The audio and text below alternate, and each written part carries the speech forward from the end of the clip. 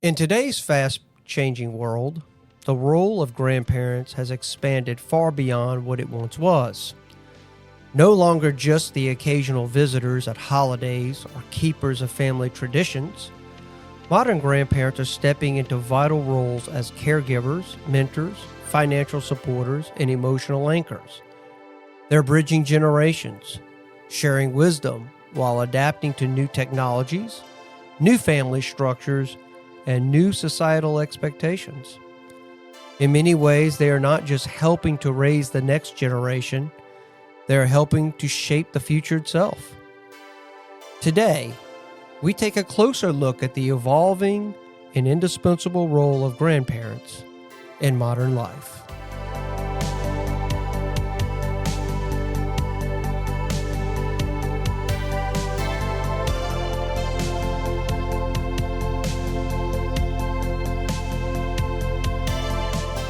Welcome to the Retrospect podcast, a show where people come together from different walks of life and discuss a topic from their generation's perspective. My name is Ian, and as always, I'm joined by Stoney. Hello. And Jason. Hello, everyone. One thing that I like about that is the evolving roles of technology and societal differences. Oh, yes. That's a big thing that I feel like I don't have either sets of my grandparents anymore. They both have passed on. But that was a big thing that I feel like in a lot of the communities I'm a part of right now is there's a lot of older generations now that I think are some not so much, but the people in my context and in my circle that would be in my grandparents' generation, they're trying their best to get to those societal expectations and technology, and I think they're doing a great job. They're trying their best. Well, and I like that technology thing too, Yeah. because I have a friend of mine who's a grandfather, and he says, "Why do I want to spend time with my grandkids? All they do is come over and stay on their phone. Stay on the phone all day. I mean, they don't visit with me. They don't hang out with me. All they want to do is hang out on their iPad or their phone." Exactly. He says, "All I am is a distant babysitter. A fly on the wall.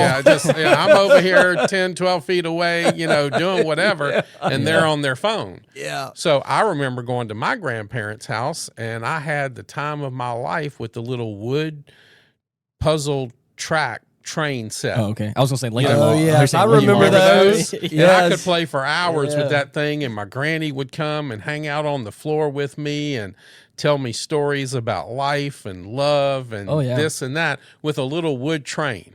Yeah. And kids today would look at that and go, what the? Yeah, well, I mean, things have changed, and we've, Well, it's the change in technology. Technology, people are more self-absorbed now. And My grandma and I, it was Uno and the board game Sorry. Those Yes. Cards. We love to play cards. Oh, yeah. Ooh, my granny could play some cards. I never got super good at it, I think, but my grandmother taught me how to play dominoes. Okay. Yes. She had the ceramic or whatever, their dominoes set. And anyway, so I remember all those classic games that she taught me. But. I had some interesting grandfathers, but my grandmothers were amazing. Yeah. My granny on my dad's side could cook. Ooh. Oh, my goodness. Is that where you got it from? Oh, she was one of my first inspirations, and my mom. Yeah. But my granny was one of my first inspirations. But that little old lady was stronger than anybody. That used to be one of the things in the holidays. We'd all get down on the floor and arm wrestle Granny. Stop. And she could beat us all. She could beat the grown men because she had them little cast iron skillets all the time. She was, and going on. And she was one of the evidence of love in cooking, where I realized that love is a tangible ingredient. Yeah. Because she loved us, and I'm cooking for my babies while she's chopping the food and imparting that energy, like we've talked about frequency and energy. That's truly tangible. And I have a funny story I'll tell later whenever we get to a point about my other grandmother that I got to tell at her celebration of life. So I'll tell that in a little bit. But grandparents are they're fascinating. Yeah. They have all of this to tell us and teach us. I've heard from so many people that it's one thing to be a parent, but when you get the chance to be a grandparent is when all of a sudden it gets so much more fun. The rails come off. For numerous reasons. But I think, to be step grandfather or grandfather Yeah. coming because Hottie Dr. Miranda's daughter's a week, 2 weeks, maybe a couple of weeks from having a baby. Okay. Do you know what the role of a grandfather is? What's that? To teach the grandkids the trouble that they can get into that they didn't know was possible. That's awesome. That's Grumpy. really cool. Grumpy. That's my grandfather's name. I chose Grumpy. Yeah, there you go. Miranda is so bougie. She's still trying to figure out what her grandmother name is. But, hopefully, she's only got like a couple of weeks to make that decision. But I want to be Grumpy. She still has a little more time.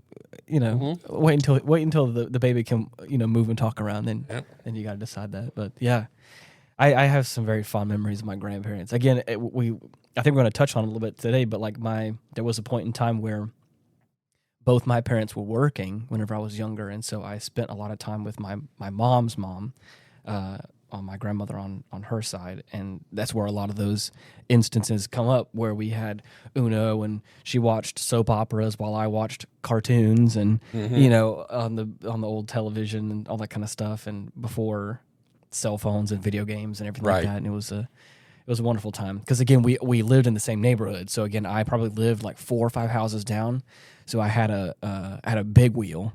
One of those like little tricycles had a big wheel in the front. Yep. I had that, so I'd get a little backpack full of goodies and all my clothes and things like that, and we'd go ride my big wheel. And my grandma would meet me outside.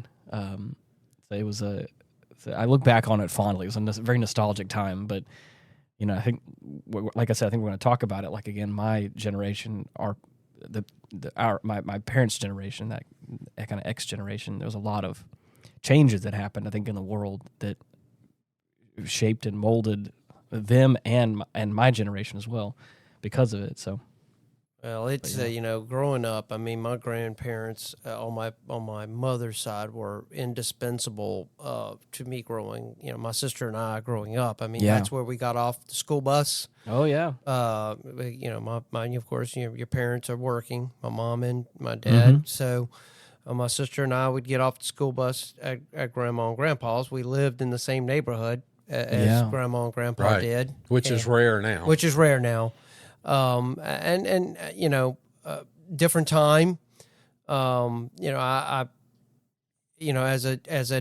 the X generation on this show, there was a lot of societal changes during those years, and you start to see a lot of women go into the workforce either by choice or by necessity. There was the conditions that enabled for the man to go to work and support a family by himself. Right. Slowly started to evaporate. Economic conditions were changing during that time. I venture to say a lot of the middle class started being affected by certain economic policies that were starting to take shape in the 70s. So for a lot of us, from my own perspective, we were really left alone, and we were left alone to try to figure things out and do those things. So my grandma and grandpa were basically farmers. Wow. Yeah. So they had, grandma, they owned a grocery store back in the day, but it's kind of, how it worked. But yeah, so, my grandma and grandpa never really worked going to work. The work was the farm. And so, and my mom was young when they moved from the farm. I think she was like 5 years old when they left the farm and moved to actually into Baton Rouge, Louisiana, from the Point Capee parish. But yeah, so it was really left to my sister and I to kind of entertain ourselves and stuff like that without a cell phone. Yeah, there's no cell phones, and so I remember as a kid, there was Legos. Yeah, Lincoln Logs. Love Legos. And I remember the advent of video games starting during that time with the Atari and television and all that stuff. But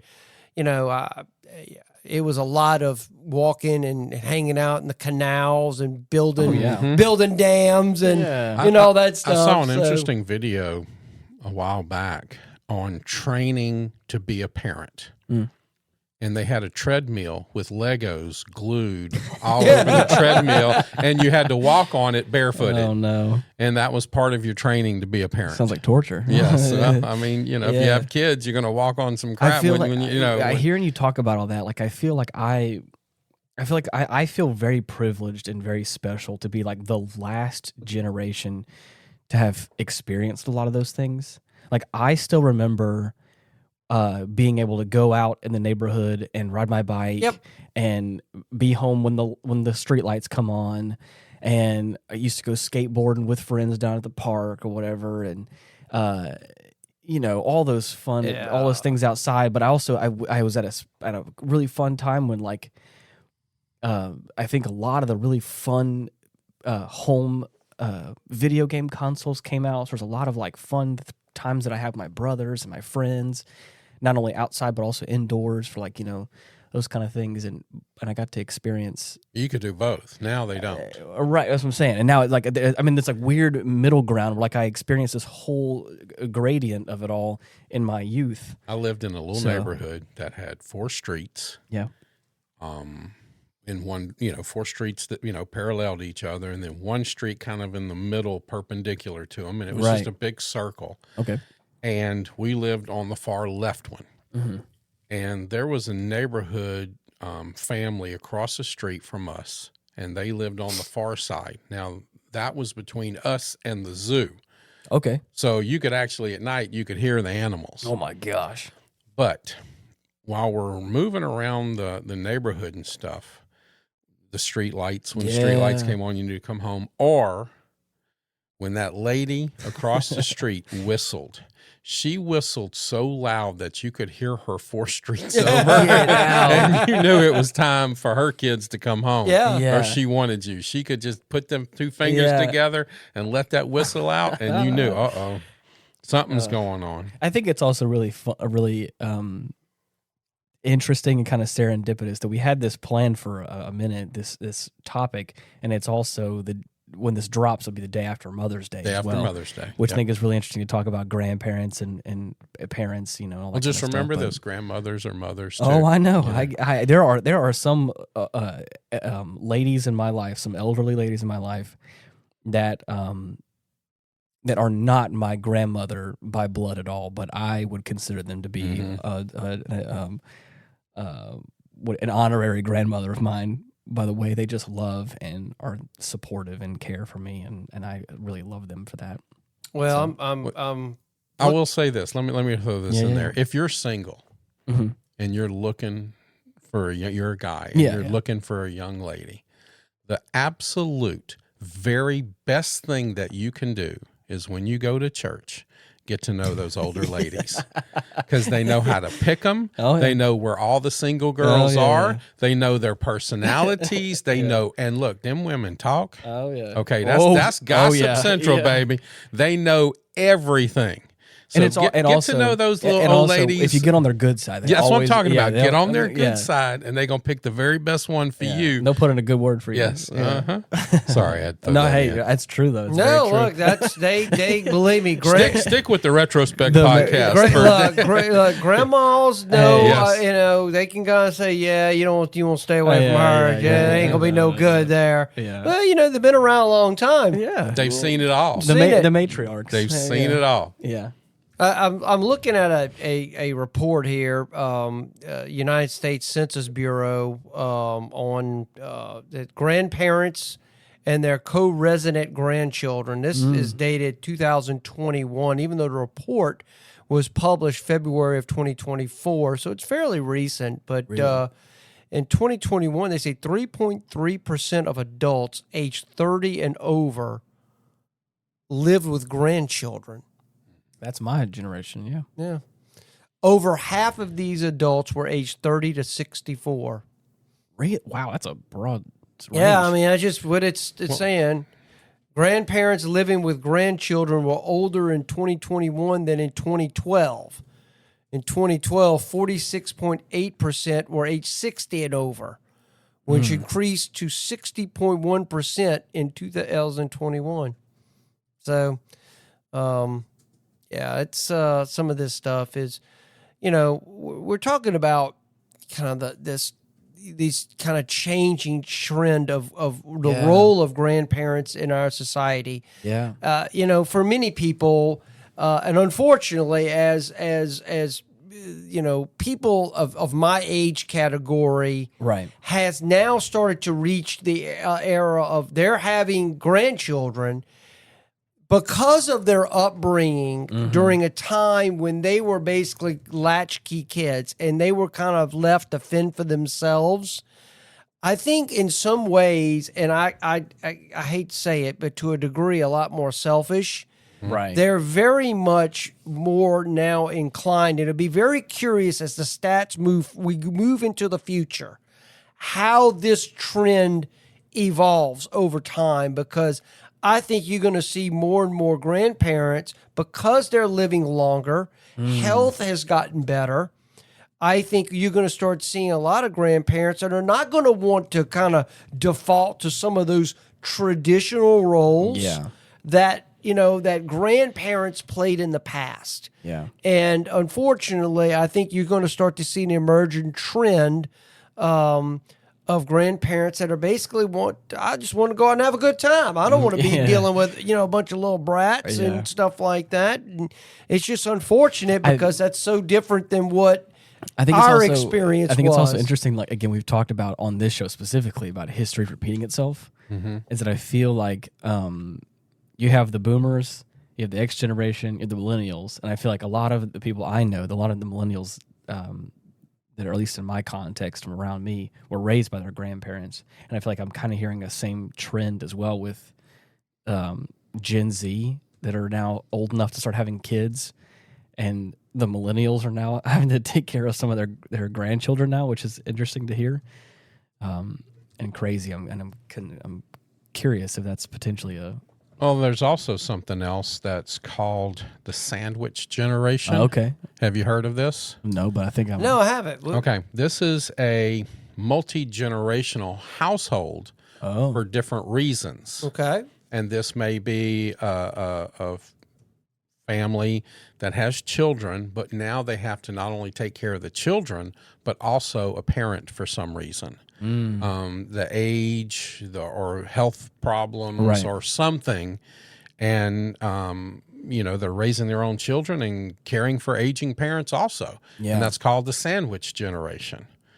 So, in a multi-generation household, it's physical co-living setup.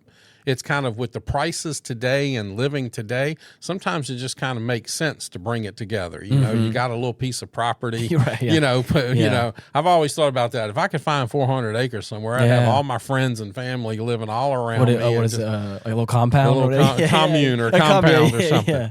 But a sandwich generation, the sole responsibility of supporting both older and younger members of the family, regardless of the cohabitation. And so that's something too that's growing right now because healthcare needs, and it's just crazy to live today. Oh yeah, and also financially too. That's what we're talking about. How many people live with their parents longer? Oh yeah, and then wind up back as they get a little bit older, just because it makes financial sense. And like I said before as well, there's a lot of friends that I, don't have great relationship with their parents, but they do with their grandparents, and they have lived with them for a long stint of time because, again, they've retired, they've paid off their house, everything's all, and so, but like, the friends of mine that I'm talking about specifically don't have those luxuries right now, or what feels like luxuries. So, well, funny here, I've got a quote that I think we all find a lot of common ground on here. It says, the reason grandchildren and grandparents get along so well is that they have a common enemy. That's good. Okay, that's awesome. That's funny. I accredit the person who's credited that is Sam Levinson. So that's funny. That's awesome, actually. That's because yeah. the parents are the enemy because they're the ones that've got to be mean. So it's I was also there was a YouGov survey I was looking at. It said 69% believe it's very important for grandparents and grandchildren to have a close relationship. So, and they say people 65 and older, 84% of those are especially likely to view grandparent and grandchild closeness as very important. So, but I've noticed those age now, that's more of the boomer generation than it is my generation. Right. So, it says a large majority of Americans say their grandparents have been either 39% or somewhat 29% influential. Grandmothers, 52%, are more likely than grandfathers, 30%, to say their grandchild has been their relationship's been influential. Wow. So interesting. It's I definitely think I have seen definitely many times in just my experience of seeing very active grandparents involved with the raising of children, of their grandchildren now, because of circumstances that are just, unfortunate. I think some of the, kind of the issues that we have in our society today with the breakdown of the nuclear family. I think the challenges of that, I think you have unfortunately, you're having people that are kind of abdicating their responsibilities because they just want to go out and worry about themselves. And as I said, I'd attribute that back to my generation and the forces that shaped, us when we were little. That we kind of felt like, you're on your own. You worry about yourself. And I think in a way that has permeated the consciousness of a lot of people, where they just, they get into a point now and their kids are having kids like, don't be calling me. Well, I found a couple of articles saying that a lot of the, maybe a little bit older of the millennials are saying their boomer parents are not helping enough with childcare. And my point to that was, well, okay, you're the one who moved really far away. I have a friend of mine right now, his daughter and baby got married and moved to California. So what kind of role is he going to be able to play? But, from my generation on and the X-Gen and the millennial, you moved far away. You moved down the street from your parents and grandparents in my generation. Then all of a sudden, we got to move to far away from the other side of the city as we can, but still within driving distance. And now we're moving to other parts of the country, and that can be economic, job, for whatever, or to get away from the controlling factor of the family unit. But then now we're going to whine and moan because they're not taking care, because they'd rather go on vacation than take care of the grandkids or the kids. But wait, we raised ours. Now it's your turn. Enjoy that. You were the one telling us what bad parents we were. I think some of that, and now you get to enjoy it. I think some of that too is probably, I wonder how much of that too is, I don't mean this in any bad slight, but it's like unplanned families. Like, absolutely. It's like how many people in my generation, have children, whether by accident or, with people in relationships that don't last or whatever. And one side of the relationship flakes out or what, that kind of stuff. How much of that also plays into that situation as well, where, I'm not to say that you don't wish that you had that child, but if you didn't plan to, start a family and here you are and you don't have the help that you were expecting or hoping for, I can understand how that could be. Well, Magnus is turning 15 and a while back some things really got 15? Kind of oh man. Yeah, he turned 15 in March. I remember when he was like, what, 10 11? Yeah. And he threatened to run away. And so I told him, okay, go. Nobody's going to chase you. Go. And what you need to do is run away now while you think you know everything. Because he was calling us stupid. Okay. So now that you think we're stupid and you know everything, go ahead and do it now. Yeah. And he just looked at me like, you're an idiot. And I'm like, well, you think you know everything. Go ahead and enjoy the world while you know everything, because you'll find out quickly you don't know shit. And that's what's so great about grandparents is they've experienced kind of those generation. They can see so many ebbs and flows and cycles and changes and financial things. You know, my grandparents lived through depressions and things like that. Not just recessions of the 2000 recession and stuff. They've seen real, real poverty. Bad, real poverty. Bread lines and soup lines. Sorry, I was with my brain. Same thing, because bread and soup was basically what they got. Yeah, right. So it's I think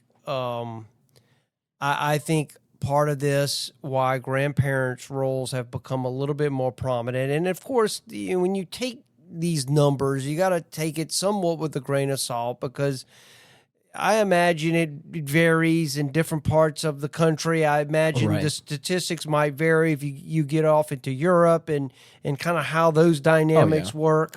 Also, you're talking about small towns, exactly. I mean, so you have to, when we talk about these things, it's sort of like in kind of a broad painting of the culture and kind of where we're at with this stuff, but I just think, as I said, the breakdown of the nuclear family. I think I think people that are in my age group, the X generation, you saw divorce rates skyrocket. I think people were more about my personal happiness, and if I'm not being fulfilled personally, then I'm out of here. I think that mentality. It really took root in the X generation, whereas maybe it was less prominent in older generations, where it was the idea that, we got to stick it through. We have a family to take care of, and those kind of bonds, kind of just transcended generations. And then, of course, social conditions change, and then, of course, now we're in a different dynamic. So it'll be very interesting to see what Gen Z. As they get to an age where, how that's going to play out. I'll be very interested to see how the numbers... Well, they're going to be one of the first generations, since, like I've said in the past, since George Washington, that won't do better than their parents, financially or anything. So they're going to be in a tight boat. Well, I guess this is probably a question that I'm going to throw out there. Is it a given that you are going to do better than your parents? It used to be a given that you would do better, but now it's not.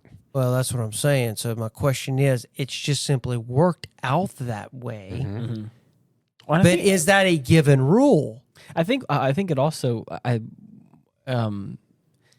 least from what it seems like throughout history, is like you would build up wealth, or you would acquire things for yourself and try to give yourself a comfortable enough life as best you can, and then pass it on to your children, and then hopefully grandchildren as well. So that way, like, you could retire, have probably some level of wealth enough to where you could survive, and then pass it down. Right, and then 100%. And so now I feel like we're getting to a point now where, like, not only from like your economic perspective or like financial perspective, but also from the world. Like, you're passing down the world, you're passing down heritage and history and all that kind of stuff.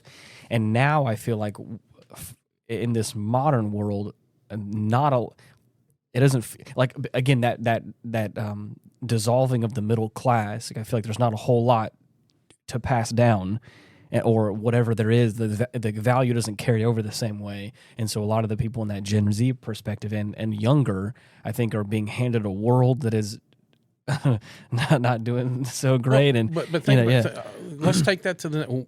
That's great. Yeah. My generation, you retired at 55. Yeah. Maybe 60. Right.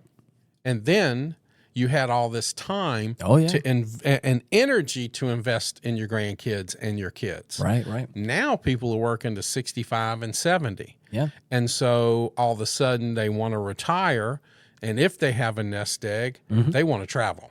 Because that was the whole point. Right. When in my time, grandparents would go on this little vacation or that little vacation, but they came back and you had a whole bunch of new stuff and crap that they picked up on their vacation. Yeah. But now, they don't want they don't want that. They want to enjoy the retirement without the responsibilities of Well, caregiving. I could see that, because when you're able to retire younger, okay, you've got more time. You feel like, probably statistically speaking, your health is still fairly got some energy, good. hopefully. You still have energy. I mean, if you're retiring and having to 70 to 75 years old, well, I'm tired. you're tired. You're just not the same anymore. I mean, rare occasions, maybe you just have unique grandparents that just are just very, very got good genes, and it works out that way. But for a lot of people, you're probably dealing with a lot of health issues by that time, and you just not. Yep. You don't have and I think that energy to be able to devote. And I think there's also a good delineation between like being a grandparent and occasionally taking care of your grandkids and actively having to raise your grandkids. That's a whole different ballgame. And that's what I'm saying is like, is the parent looking at it as like, you're not stepping up, you're not helping take care of but it's like, but you're not asking me to be a grandparent. You're asking me to parent your children. Right. That's not my job. I was a parent. That was you. Yeah, obviously, I didn't do a good enough job.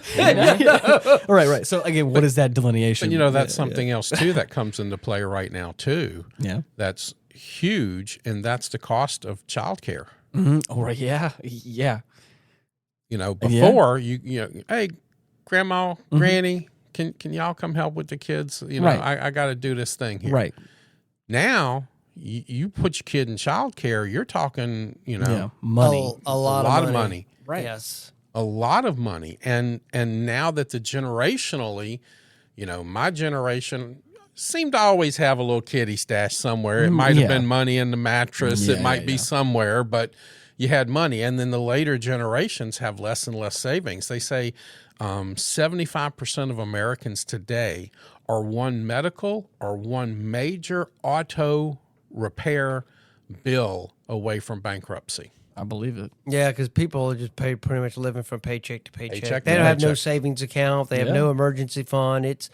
It's what I make. I spend it, and there's nothing left by the end of the. I get the bills paid and buy groceries, and that's it. I've got a. Speaking of that, I'm looking at the Pew Research Center here. It's at 5 facts about American grandparents. They say for most, now this is dated, so this is back in 2015. So a lot of things have happened with 10 years, COVID and stuff like that. And I think that kind of changed some things. But it says, he says, our survey found that among U.S. grandparents who have helped with child care in the past 12 months, nearly 3 in 4 said they did so only occasionally. About 1 in 5 said they provided child care regularly. However, grandparents in Germany and Italy are much more likely than American grandparents to provide regular child care for grandchildren. 46% of German grandparents and 39% of Italian grandparents said they provide regular child care. Wow. Well, I want to interject there because I've been to Italy quite a number of times, but in Europe, it's not uncommon to have 3 generations in the same household. Or down the road from each other, probably. But I'm saying more so in the same house. Yeah. And it's a lot easier to do that when you're not moving 200, 300, 400, 500 miles away. Right. And that's a common thing there in Europe because you're down the street or in the same house. Go to Spain and look how many families are in these little, I don't want to say compounds, but that's something big in Spain. Families got a piece of property. You put one house here, you put one house here, and it's all the family. Right.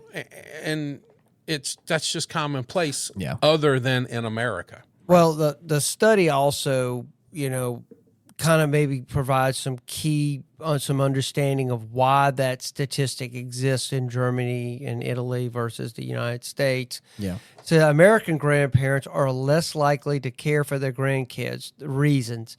Older people in the U.S. are more likely to be in the labor force than their counterparts in Germany and Italy, which is true. Okay, Also, older Americans have less financial support from the government than Germans and Italians of the same age. Interesting. Of course, in those countries, it's a little bit more socialistic in how their governments operate, so they probably have some more help in that regard, whereas in America, it's kind of more on your own. And, you know, Stoney mentioned about families moving away and that separation, and then, you know, young people that have, you know, young kids are complaining about all that. It's just, I think that's an American thing. And unfortunately, it goes to kind of the nature of how our country was formed, and these initial settlers that came here was the idea of going out and blazing the trail. And I want my own land, and I want to kind of plant my own stick, so to speak. And I think that's what makes American culture a little different. So this idea of leaving the home and blazing the trail, I'm going to move to that city over there, even though they may have to do that, but that fire, I think, exists more in the American kind of subculture than it does in other parts of the world. I remember growing up in the late 90s and like packing up your bags and making it big in New York City was like what felt like the American dream, going to work, some sort of corporate thing, or like, you know. So and we've replaced that with TikTok. Go be a content creator. Content creator. That's the American dream now, of like, you know, or that's what it feels like, you know.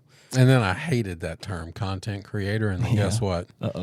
We're content creators. We're content creators. Be careful what you wish. What else I wish for? Be careful what you talk bad about. That's right. That's funny. But yeah. That's I remember that as a kid. Of like, you know, everyone was like it was either Los Angeles or New York. I feel like people still feel that way, but it was just such a big thing to talk about.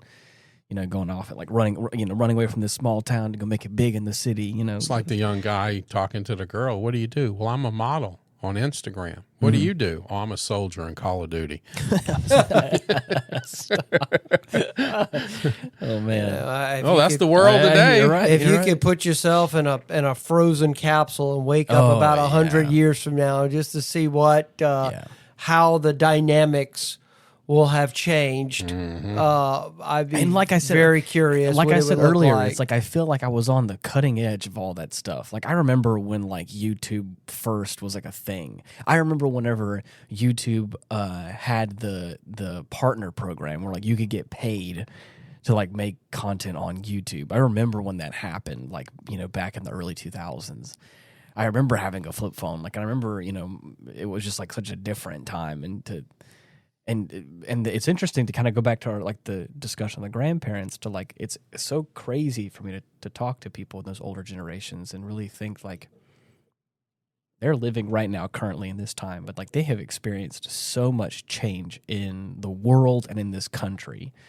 Being, you know, I'm just thinking like if you were born in like the 40s and 50s or 60s and stuff like that, like you have seen some pretty crazy changes in the technology space and just in the world in general. And it's crazy for me to think about that, because when I parallel it to what I've seen, like I've seen some pretty crazy changes in my life, I feel like, in the past 20, 30 years. So I can only imagine what they have all seen. So it's crazy. Well, I still think there are many ethnic groups that still, where the grandparents are very much still living under the same roof, and you'll find that in really a lot of Asian communities, Black communities, Latino communities. You know, all these are still very much the grandparents are there. The idea of kind of like, you know, I'm going my own house. That's really more of a white thing. Yeah. It really is. And why it's that, I'm sure there are various reasons. Yeah. Why is that? I think with whites being the majority, and I think that kind of changes the dynamics. Whereas some of these other ethnic groups, there's societal pressures for them to kind of keep a very tight cohesion, because that's how they survive and, you know, share resources, build up money, and stuff like that. Here I'm reading an article by Vox. This one is titled, "These Adults Have Unique Impact on Kids' Lives. They Need More Support." This is published, I see, on May 8th of 2025. But It says longer life expectancy also means kids actually get more years with their grandparents than they used to, even though people are having kids later in life. According to Ashton Verderay, a sociologist at Penn State University, these trends are likely leading to a deeper relationships between grandchildren and grandparents. This is something I found interesting here that where is it at? I'm reading it here. It says still the idea that grandparents used to provide a lot of child care isn't necessarily accurate. As Faith Hill reports at The Atlantic, in the early U.S., people often became grandparents while still raising their own young kids because people had children a lot younger. Yeah. Limiting how much time they actually could spend with grandkids. So because, grandma is technically still raising the youngest, their own kids, and the kids, so it just kind of the way. I have an aunt that's 2 years older than me. Wow. Yeah, I have an aunt that's 2 years older than me. That's wild. Yep. Yeah, it said, but today, smaller families and later childbirth mean grandparents are less likely to still be actively parenting. While the falling birth rate may be bad news for older adults who want lots of grandkids to spoil, or for those who end up not having grandchildren at all, it also means grandmothers and grandfathers have more quality time to spend with each child. While white grandfathers born in 1880 had an average of 9 grandchildren, grandpas born in 1960 have fewer than 6. The drop for black men have even been steeper, from 11 to around 6. In that same time? Yeah. Wow, yeah. It said the way grandparents and grandchildren relate to each other also are shifting. Older adults are more active than they once were, making them more able to play with their grandkids, say Donna Butts, executive director of Generations United, a nonprofit that works to connect children and older people. So, I mean, as I said, I think, people living longer, their health, I think the role, whereas grandma and grandpa in the past were more stoic figures. Yeah. Grandma cooked. You kind of saw grandma do her thing. She did laundry or whatever the case may be. Grandpa was probably out in the yard somewhere working in a garden or fishing or whatever they did. And whereas now you have a lot of grandparents that are play tennis or play golf or whatever sport, within reason. I mean, they're not, playing tackle football probably, but pickleball is a new thing. Playing baseball or something like that. I mean, it's, I think it's, I think it's an interesting case to see how much it's changed since, my view of my grandparents and what they were, how I saw them as I was little. Yeah. They worked hard and never stopped. Yeah. So, but I mean, everybody's circumstances are different. Right. Now, I mean, some people have terrible experiences with their grandparents. Right. Well, a lot of that, I think, comes with just certain expectations. Like in the UK, 56% of Gen Z adults feel that financial gifts from their parents come with conditions, such as requiring business plans or cohabitation agreements. The New York Post did a survey that said 70% of Gen Zers seek parental help during job searches, and 25% bring parents to interviews, raising concerns about perceived professionalism and independence. I mean, they're still there. They're still helping, apparently. Yeah, well, it says here, Vice President J.D. Vance has suggested that grandparents could help out a little bit more as a way of addressing the high cost of daycare. Yeah. But we should not be foisting our child care challenges on an older generation. Otrada said, grandparents want to help out, but they want it to be a choice. Not, See, it goes back to what I was saying. Not the only way that their daughters are going to be able to for pay. Well, a Bank of America report came out and highlighted that half of the 18 to 27-year-olds rely on their parents just to survive. I can believe that. Yeah. I can believe that. Wow. But it goes back to what I was saying before about, again, am I being a grandparent to my grandchild, or am I having to parent your children is what it feels like. Well, you got to look at it like this. How do parents and grandparents perceive the expectations placed on them by younger family members? Yeah. Like Jason said earlier, hey, I raised mine. Now it's your turn. Yeah. Now you're expecting me to raise your kids. Like I didn't do a good enough job to get you ready to do it yourself. Now I got to do it again. Right. How are they looking at these expectations that are being placed on them? It is my time in my golden years to go travel and go do what I want and say no if I want to say no. Right. Because when I was raising you, I couldn't say no. I had to raise your ass. Right. Now it's my time to shine, and now you want me to come raise your kids for you. Mm-hmm. Yeah, and unfortunately, there are far too many grandparents today that are in that boat. Yes. Yeah.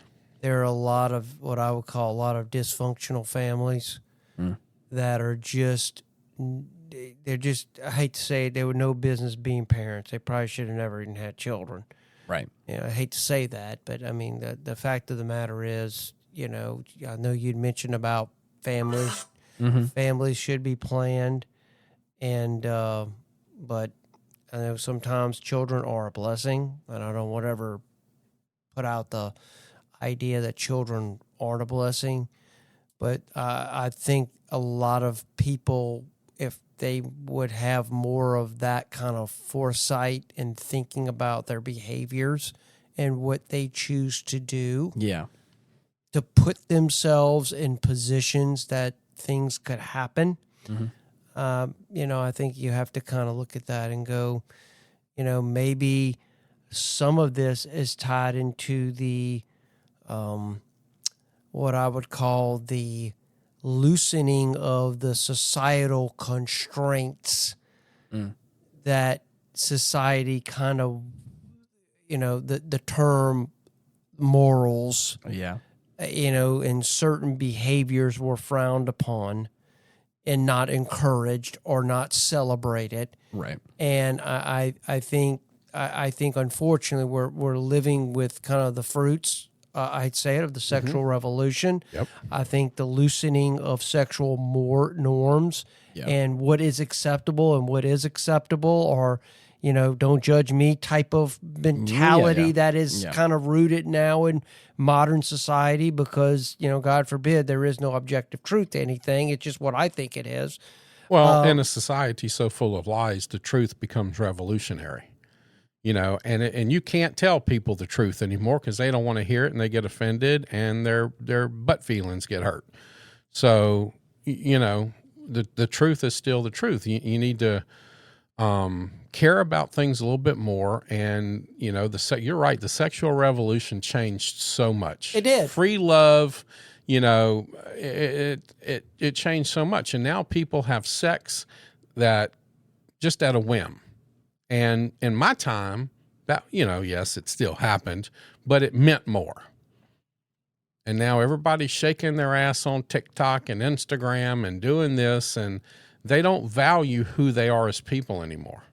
And that's sad. But then you have the look of social media and the narcissism and the me of today's societies is more than the me generation of my time. Yeah, I'm gonna tell you, and I'm reading this U.S. News and World Report deal talking about how there's been a reduction in some of this stuff, but they say it is the opioid crisis is leading to a leading reason grandparents are finding themselves with grandchildren, and the reason I this brings. Wow, something to my that kind of makes sense though, time frame wise. And because of a real world situation that I know at my church, there's an elderly couple, and I'm talking about elderly, that are having to basically care for a child that came from their daughter who's so wigged out on drugs that they can't even these people are old. Yeah. I mean, they're old and no business trying to do this. Yeah, you got the and energy. I mean, it's sad to try to see them that, their daughter got wigged out on drugs and got pregnant by some God knows what, and she ends up having this child. And child's got all kind of problems, and it's just, and you've got these elderly parents that are grandparents that are trying, bring them to church, and trying to provide some structure, and it's sad. I've watched it over the years, right, and it's sad because the child's got issues and just goes off on a deep end, and it's just sad. But daughters and whoever the father is completely out the picture, and I think that's what's driving a lot of this stuff. I got the census in 2020 that comes every 10 years, right? Every 10 years. Okay, so the last census in 2020, there are approximately 6 million multi-generational households in the United States, comprising of 4.7% of all households. These households include 3 or more generations living under one roof, such as children, parents, and grandparents. In total, these multi-generational households encompass around 26 million individuals, representing 8.1% of the U.S. population. And additionally, data from 2020 indicates that 6.1 million children under the age of 18 lived at their grandparents' homes. Wow. Accounting for 8.4% of all children in that group. And these figures, highlight the prevalence of multi-generational living arrangements in the U.S. right now. I mean, and it's all, reflecting various cultural, economic, and social factors like we've been talking about in these family situations now. Yeah. I mean, you can't put down on one thing. There's just so many factors, and the grandparents are just, taking it to bear and doing what they can. Right. Yeah, as I said, I think there's a lot of forces right now at play when it comes to, grandparents being, the primary caretakers of their grandchildren because of whatever reason, whether it's drug-related issues, or mental health, which is a biggie, right? God forbid an unfortunate death of the parents, could be from anything. Now it's left to the grandparents, and it's grandparents are getting older, and right, they are probably in their 60s and 70s, are trying to raise a 15-year-old. Right. I mean, it's just it's sometimes it's quite a tragedy to see some of this stuff. I do have some statistics on the sandwich generation. That's primarily includes adults in their 30s and 40s, with 66% falling into this age range. Women constitute a slight majority at 58%, and men 42%. And it's kind of regional too. California has 39%, Texas 33%, Nevada 31%. Which are kind of higher proportions of the sandwich generation adults. Caregiving hours, members of the sandwich generation report spending an average of 22 hours per week caring for parents and 28 hours per week caring for their children. And nearly 47% have experienced periods where their household couldn't meet essential expenses due to these caregiving costs. I mean, that's a burden. That's a significant burden. Significant 90% have made lifestyle changes or financial changes, such as reducing expenses, dipping into savings, or incurring debt because of their dual caregiver roles. Yeah. Man, this is... Well, I think it's kind of one of these topics. It's probably, this is really an understudied phenomenon of grandparents. I mean, there is some data out here, and I still think a lot needs to be done. I think it's going to change even more.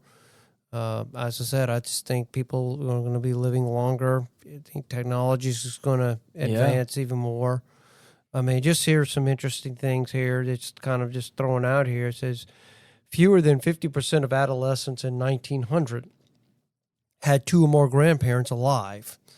By 1976, that figure had grown to almost 90%. Wow. So that's what I'm saying. Longer life, parents are living, grandparents are living longer. Today, an American at birth is expected to live 76 years compared to 47 years in 1900. Cool. Wow. An additional 29 years. That's crazy. It's a long time. Yeah. Most of today's grandchildren will have most or all of their grandparents survive at least during part of their childhood and adolescence. And many will have surviving grandparents well into their adult years.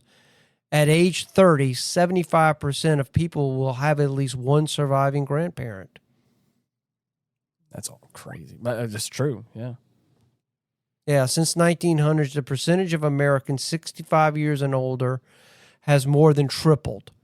4.1% in 1900 to 12.7% in 1999.